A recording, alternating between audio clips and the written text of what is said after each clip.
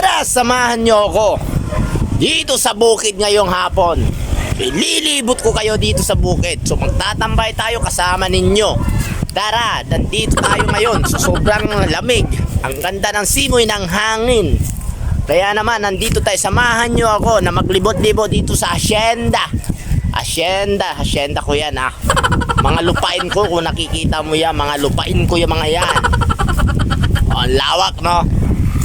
Yan, so mga nakikita mo yan, mga saging. Yan dyan, mango, ayun. Yan, dalawa kong baka. Yan, oh, dalawa kong baka. Yan, at saka yung kambing ko nga pala, nandoon sa likod ko. Ayun, dalawa kong kambing. So, tutur ko kayo dito sa kamangga. Titignan ko yung aking mangga kung pwede nang pitasin. Kung susto na sa gulang o hindi pa.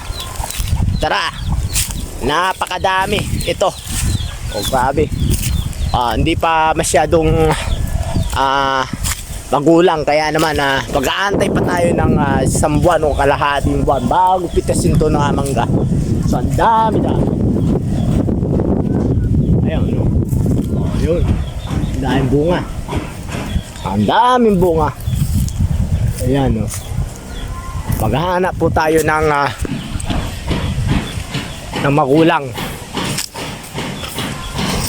Ayun, so hindi pa pwede. Ayun sa kabila.